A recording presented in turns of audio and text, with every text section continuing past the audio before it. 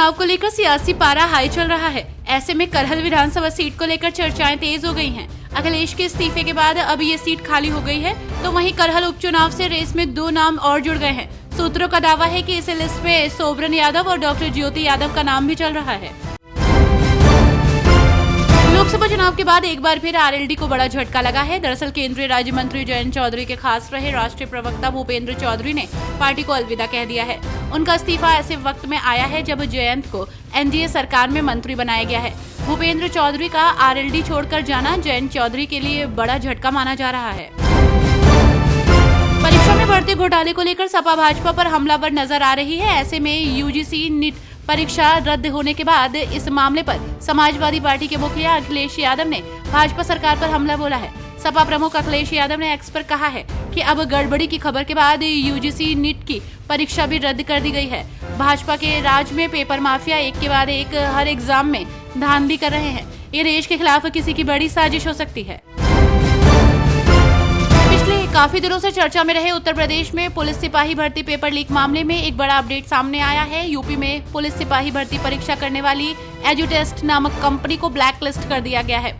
ये कार्रवाई यूपीएसटीएफ की मेरठ यूनिट की रिपोर्ट आने के बाद की गई है। आपको बता दें कि यूपीएसटीएफ ने एजुटेस्ट कंपनी से संबंधित विनीत आर्य को 4 बार नोटिस भी जारी किया है।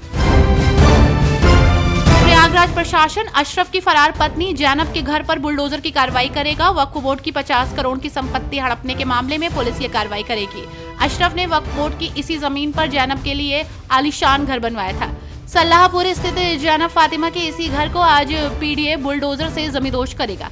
आपको बता दें कि सुन्नी वक्फ बोर्ड की 50 करोड़ की प्रॉपर्टी हड़पने के मामले में केयर टेकर महबूत ने सिवली प्रधान के खिलाफ पूरा मुफ्ती थाने में मुकदमा दर्ज कराया है। मुख्यमंत्री योगी आदित्यनाथ ने वाराणसी के लाल बहादुर शास्त्री अंतर्राष्ट्रीय हवाई अड्डे के विकास को लेकर केंद्रीय मंत्रिमंडल के फैसले का स्वागत किया। मुख्यमंत्री योगी ने सोशल मीडिया मंच एक्स पर पोस्ट करते हुए इसके लिए प्रधानमंत्री नरेंद्र मोदी का आभार जताया। उन्होंने लिखा, प्रधानमंत्री नरेंद्र मोदी के नेतृत्व में केंद्रीय मंत्रिमंडल द्वारा वाराणसी स्थित लाल बहादुर शास्त्री अंतर्राष्ट्रीय हवाई अड्डे को विकसित करने के भारतीय विमानपत्तन प्राधिकरण के प्रस्ताव को मंजूरी दे दी गई है।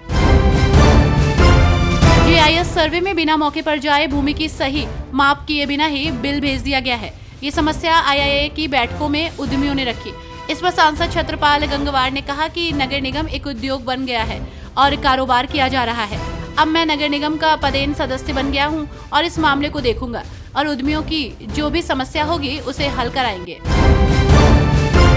उत्तर प्रदेश के आगरा में शासन ने आगरा कॉलेज की बोर्ड ऑफ ट्रस्टीज में फेरबदल किया है। सबसे बड़ा झटका विधायक पुरुषोत्तम खंडेलवाल को लगा है। विधायक समेत 5 को ट्रस्टीज से बाहर किया गया है। 35 सदस्य यथावत रहेंगे। बीते दिनों आगरा कॉलेज प्राचार्य की नियुक्ति के लिए बोर्ड ऑफ ट्रस्टीज में विवाद की स्थिति थी। इलाहाबाद हाईकोर्ट ने बड़ा फैसला लेते हुए उत्तर प्रदेश मान्यता प्राप्त बेसिक स्कूल नियमावली 1978 के तहत जब तक किसी कर्मचारी के खिलाफ कोई प्रतिकूल कार्रवाई या सेवा समाप्ति का आदेश जारी नहीं किया जाता तब तक वो सेवा में माना जाएगा। साथ ही वो वेतन पाने का भी हकदार होगा। समाजवादी पार्टी के मुखिया अखिलेश यादव ने एक बार फिर से भाजपा पर हमला बोला। उन्होंने स्वास्थ्य व्यवस्था को लेकर कहा कि भाजपा सरकार में प्रदेश की स्वास्थ्य सेवाएं चरमरा गई हैं। मौसम की मार और लू लगने से लोगों की लगातार मौत हो रही है। बुखार और संक्रामक बीमारियां बढ़ रही हैं। सरकारी अस्पतालों में मरीजों की समस्या और संख्या दोनों बढ़ रही है।